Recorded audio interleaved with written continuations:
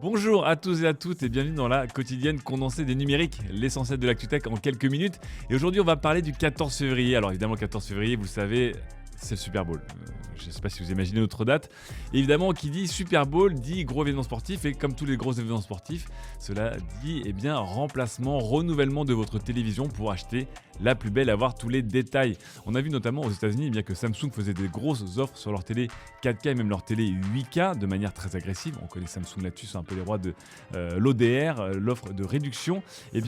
Problème pour Samsung, on apprend également que le Super Bowl ne sera pas diffusé en 4K cette année comme l'année dernière et que la NBC, comme beaucoup de networks américains, a beaucoup de problèmes pour livrer de contenu 4K chez les gens, c'est-à-dire que ce soit pour le capter ou pour même le diffuser sur leurs applications propres, c'est toujours un problème aux États-Unis. Donc si vous vivez là-bas et que vous pensez acheter un nouveau téléviseur juste pour le Super Bowl, attendez peut-être l'année prochaine.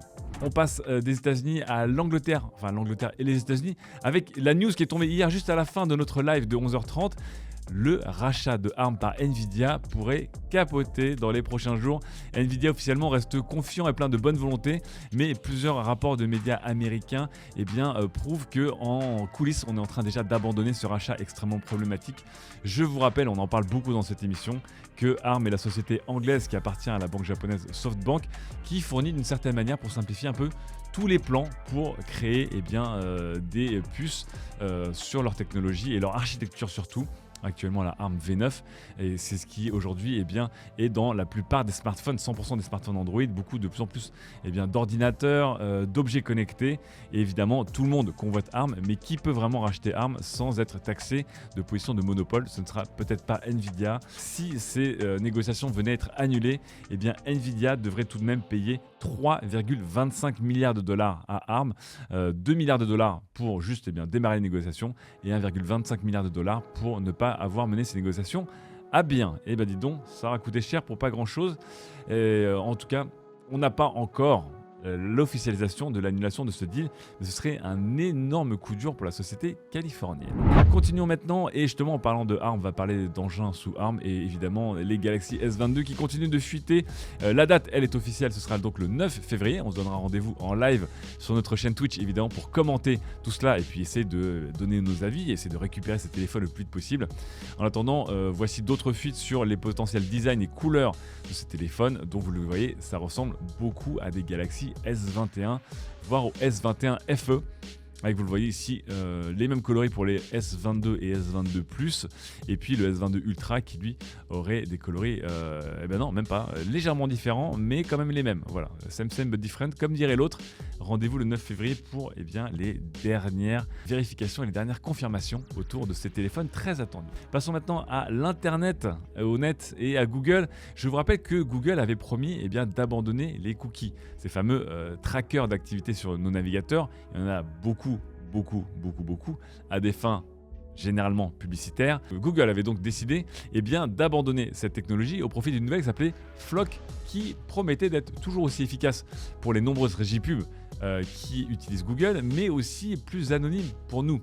Devant la levée de bouclier des autres navigateurs, des associations sur la vie privée et même des annonceurs, Google avait plus ou moins abandonné Flock à l'été dernier et reviennent à la charge avec une nouvelle technologie qui s'appelle Topics et qui ici agrégerait 3 semaines de navigation sur vos navigateurs pour en faire quelque chose, pour en extraire des datas de manière pertinente sans donner trop d'informations personnelles sur vous. C'est la promesse de Google. Promesse qui attire déjà les premiers doutes évidemment de la part des piliers du net et des autres navigateurs, puisque ce sera encore une fois peut-être une technologie propriétaire à Google et évidemment chez Firefox, chez Opera, chez Brave, chez Edge, etc. Est-ce qu'il y a un intérêt à l'adopter? Et puis surtout, encore une fois, est-ce que, comme dirait l'EFF, le problème ce n'est pas d'avoir toujours des nouvelles technologies de tracking qui essaient d'être moins intrusives, mais peut-être d'arrêter tout le business des publicités ciblées. Bonne chance en tout cas pour arrêter le business des publicités ciblées qui, je vous rappelle, rapporte des centaines de milliards de dollars par an. C'est un business qui rapporte peut-être un petit peu moins, mais on va parler du business des cartes bancaires volées et hackées en ligne. C'est ce cher NordVPN qui a fait une étude sur les cartes volées et vous allez voir, alors en France on est pas mal puisque sur les 4 millions de cartes de paiement volés l'année dernière dans 140 pays. Seuls 154 000 appartiendraient à des Français. Et ce qui est intéressant, c'est que la plupart ne sont pas vraiment utilisés, puisque la première utilisation des vols de cartes et des hackings de cartes, c'est surtout de les revendre sur le dark web. Donc tant que quelqu'un ne les a pas achetés, en général, les pirates ne dépensent pas avec. Une carte peut coûter de 1 euro au Honduras à la revente à 47 euros pour le Japon. Et en France, on est autour des 15 euros. Donc n'oubliez pas évidemment de vous faire sécuriser vos cartes et de faire opposition le plus possible en cas de vol. On va rester dans l'argent, beaucoup d'argent. On va parler de Microsoft et Asus qui ont publié leurs résultats financiers. Ça va être la valse des résultats financiers. Et vous savez, on est dans une époque un peu étrange, puisque à la fois nous sommes en train de traverser peut-être un krach boursier et l'explosion d'une énorme bulle spéculative, et on le voit en ce moment sur les résultats, mais en même temps, les entreprises de la tech n'ont jamais gagné autant d'argent. Et pour Microsoft, vous voyez, ça se passe très bien, quasiment 52 milliards de dollars de chiffre d'affaires pour un bénéfice de 22,2 milliards de dollars. C'est absolument dantesque. Toutes ces résultats sont à la hausse, toutes les divisions sont à la hausse, même la division Surface qui généralement ne l'est pas. Et ce qui est incroyable, c'est que Microsoft a réussi quand même à perdre 5% ces derniers jours. Malgré ces annonces de résultats dantesques et le rachat d'Activision Blizzard King. C'est pour vous raconter un peu la folie financière dans laquelle on est. Autre folie financière, on va dire un peu plus sympa, c'est celle d'Asus. Alors Asus, évidemment, surfe sur la vague puisqu'ils vendent des ordinateurs, ils vendent des cartes graphiques de AMD et de Nvidia, bref, ils vendent beaucoup d'informatique et d'informatique très chère, puisque le prix moyen des cartes graphiques a doublé depuis 2019, un chiffre complètement dantesque dû évidemment à la pénurie.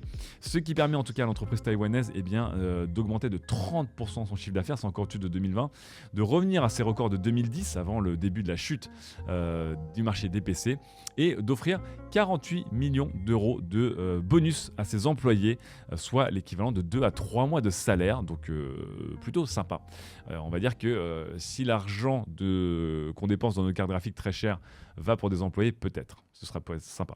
Bon, on va pas se mentir, ça va aussi beaucoup pour des revendeurs gris qui, eux, ont dû se mettre très bien sur leurs résultats financiers.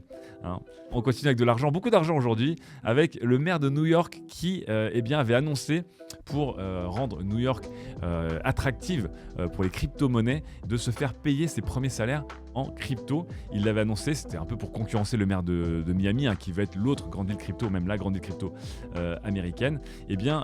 C'est fait, il a reçu ses 3 premières payes en crypto-monnaie. Alors j'espère qu'il les a reçus maintenant et pas en novembre, parce que vu la chute des crypto-monnaies, peut-être qu'il a perdu beaucoup d'argent. Mais vous voyez encore une fois, de plus en plus d'institutionnels et d'officiels sont en train d'adopter la crypto-monnaie, qu'on l'aime ou qu'on ne l'aime pas. Et New York et Miami, vous allez voir, dans les prochaines années, vont se tirer la bourre, peut-être avec le Salvador, pour devenir des terres de crypto-monnaie. Terminons sur les médias avec une nouvelle, on va dire, excitante. Blizzard, alors la première nouvelle excitante, c'est que Blizzard est racheté par Microsoft, ça c'est excitant. Mais l'autre, c'est que Blizzard vient d'annoncer un nouvel univers, une nouvelle essence, une nouvelle IP, comme disent les Américains. Ce serait un jeu pour PC et console, un jeu de survie qui n'est pas du tout le genre de Microsoft. Et vous le voyez dans les artworks, on est sur quelque chose d'un petit peu différent. Et on espère évidemment que ce projet se mènera au mieux et qu'il aidera l'entreprise à se relancer après ces nombreuses crises et l'impasse actuelle dans laquelle on est dans plein de secteurs, et qu'on aura évidemment plein de bons jeux. On termine enfin sur un thread Twitter extrêmement intéressant qu'on a nous-mêmes testé, on vous dira si ça a bien marché parce que ça prend quelques jours. Un thread qui vous permet légalement d'accéder à énormément de médias écrits, donc des abonnements pour des grands quotidiens, des magazines français, américains, anglais, etc. Le tout pour 15 € par an. Oui, et c'est pas illégal. 100% légal. Je vous mettrai le lien sous cette vidéo pour aller voir ce thread qui fonctionne et qui permet en fait via la BNF, donc la Bibliothèque nationale de France, de s'abonner à un abonnement qui s'appelle Culture illimitée. Et du coup d'accéder via diverses applications, notamment Press Reader sur iPhone et iPad, à des centaines, voire des milliers de magazines payants, et le tout de manière 100% légale, donc pour l'équivalent de 1,25 € par mois. C'est absolument génial, et on vous dira demain si ça a marché. Suite à ce thread, des employés de la BNF ont annoncé qu'ils ont reçu plus de 900 inscriptions en une soirée. Donc comme quoi ça a fonctionné. Et écoutez, si les gens pouvaient lire encore plus, s'informer encore plus et accéder à des offres qui, des fois, on n'a pas les moyens de payer 10 € par ici, 7 € par là, 10 € par là ou 15 $ par ici, Et bien si on peut démocratiser ça, le tout de manière légale et puis aussi avec nos impôts, puisque c'est via la BNF, écoutez, c'est parfait. Sur ce, je vous souhaite une bonne inscription, une bonne lecture et on se retrouve demain pour un nouvel épisode. Ciao.